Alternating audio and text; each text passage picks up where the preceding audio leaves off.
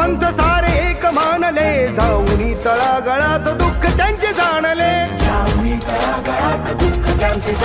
नवीन पर्व आणले, विकास छंद जोडला, वादळास झेलूनी अभेद सेतू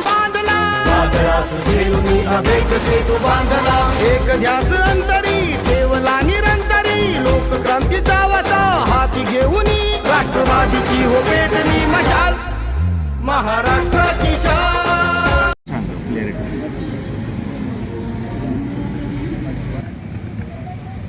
पठान यूसुफ सज्जाद खान साहब प्रभाग नंबर 4 से खड़े हैं आप। राष्ट्रवादी पार्टी ने आपको टिकट दिया है, कौन से मुद्दे लेके खड़े आप हैं? अस्सलाम वालेकुम, मैं यूसुफ सज्जाद खान प्रभाग 4 ब से खड़ा हूँ। शहर के जो ज्वलंत मुद्दे हैं, जैसा कि भाई कचरा व्यवस्थापन, रोड, अपने जो है तो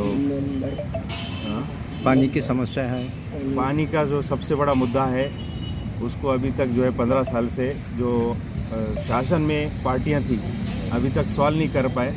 उनकी जो टक्केवारी की मुहिम आज तक जो चली उसको तोड़ के इमीडिएट पानी व्यवस्थापन, जबकि गोदावरी में भरपूर पानी है लेकिन यहाँ तक पहुँचा नहीं पा रहे, उसको इमीडिएट चालू करने का काम हम पहले पैमाने पे करने की कोशिश करेंगे इंशाल्लाह।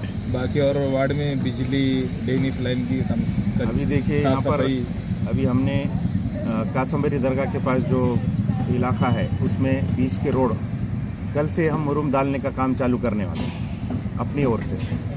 तो ये आपको मैं ये बताना चाहूँगा कि हम सिर्फ वादे और सपने नहीं दिखा रहे, हम लोग काम करके बात करेंगे लोगों से। हम वोट मांगेंगे नहीं, इंशाल्लाह लोगों को मजबूर कर देंगे वोट देने के लिए। हम अपने पैसों से काम करेंगे और उनको वोट देने के लिए मजबूर करेंगे।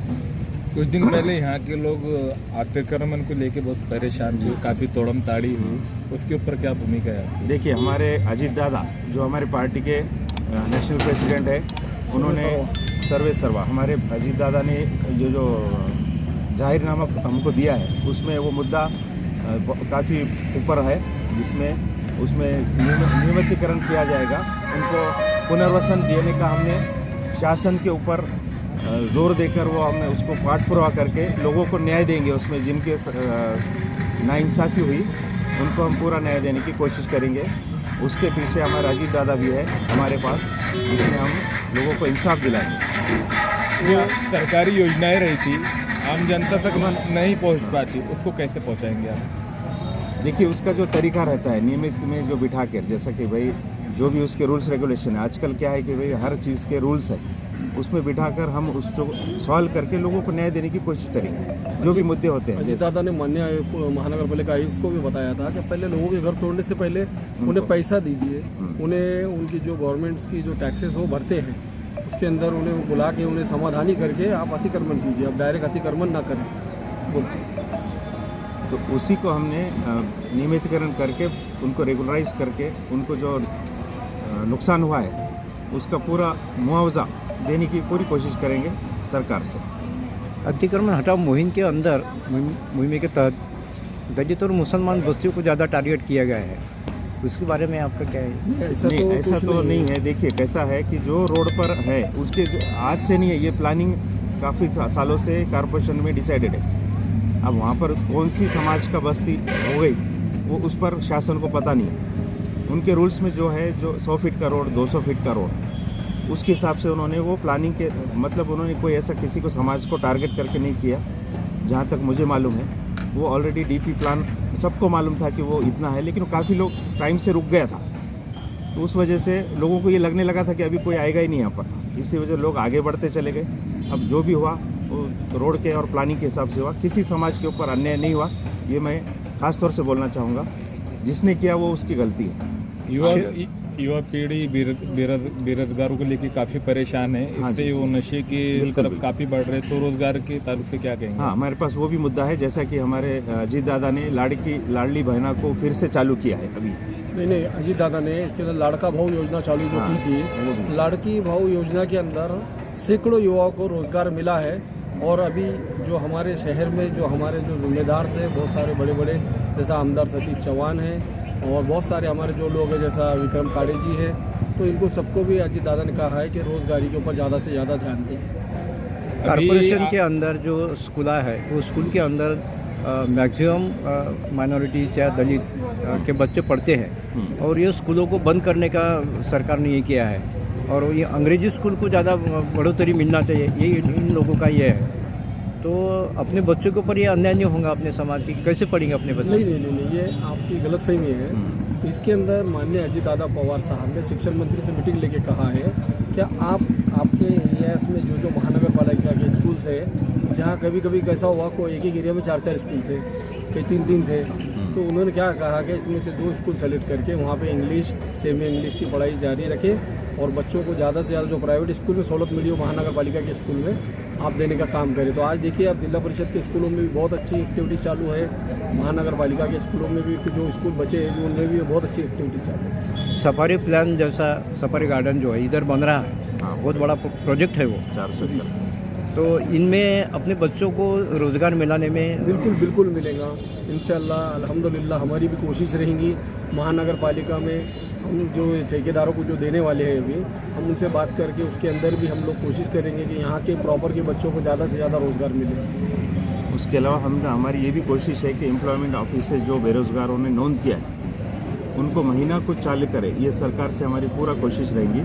जैसा कि लाडली बहना को दे रहे हैं तो वैसा एक बेरोजगार सुशिक्षित बेरोजगार भत्ता जो है वो चालू करने की पूरी कोशिश हम हमारे सरकार से लाने की कोशिश करेंगे। भ्रष्टाचार को रोकने के लिए क्या नीति है आपकी? काफ़ी भ्रष्टाचार बढ़ चुका है। भ्रष्टाचार रोकने के लिए हमने शहर में एक टीम हमारी अपॉइंट की है कि किसी को घाटी में कुछ मसला आता है तो हमारी टीम वहाँ पहुँच जाती है, किसी को पुरोटा विभाग में अगर कोई मसला आता है तो हमारी टीम वहाँ पहुँच जाती है और उन्हें साथ देके उन्हें बहुत सारी स्कीमें इसका फ़ायदा देने का काम हमारी टीम के माध्यम से शहर के अंदर अभिजीत देशमुख को आमदार सतीश चौहान साहब के नेतृत्व में चल रहा है। महिलाएं बहुत ज़्यादा संख्या में अपने इधर है और उनको घर में बैठ के कोई ऐसा रोज़गार दिलाने में आपके पास कोई ऐसा प्लान है क्या? अभी हमारे माननीय मंत्री महिला महामंडल की जो माननीय मंत्री है, महिला आयोग के जो मंत्री है हमारे माननीय अदिति तटकरे ताई और हमारी रूपाली ताई चाकनकर महिलाओं के ऊपर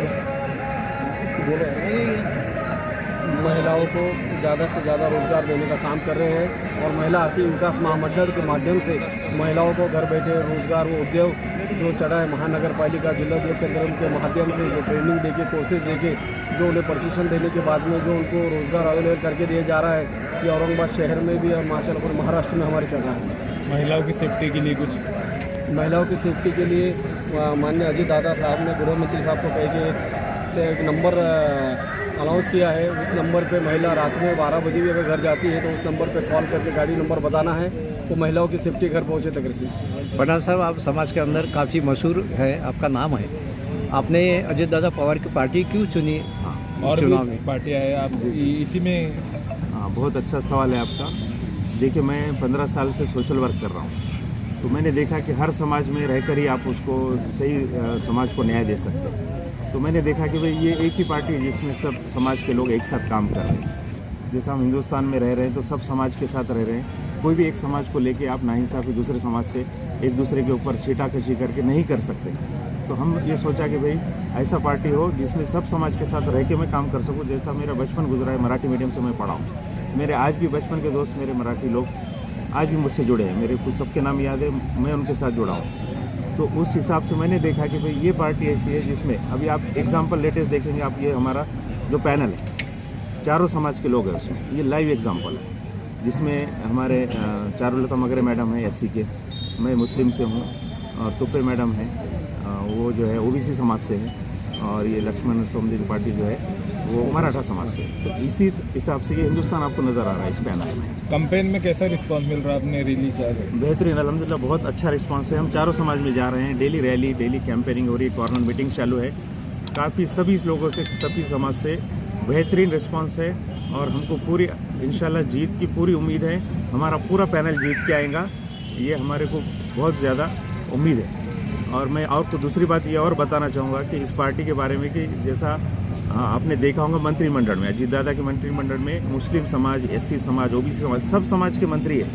आप देखो कोई भी पार्टी में मंत्री लेवल पर तक जाना, ये जनता अगर हमारा साथ देंगी और अच्छे से हम लोग हमारा पैनल चुन के आएंगे सब जगह से, तो हम शहर के अंदर ज़्यादा से ज़्यादा काम करने की कोशिश करेंगे। आज 30 सालों में हमने दूसरे पक्षों को भी बिठा के देखा है कि हमारे शहर का विकास एक कछुए की गति से चल रहा है, तो हम चाहते हैं वो विकास खरगोश की गति से हो जाए। तो इसलिए हमारी भी एक मेहनत चालू है कि शहर के अंदर राष्ट्रवादी के पैनल ज़्यादा से ज़्यादा चुनते हैं। बहुत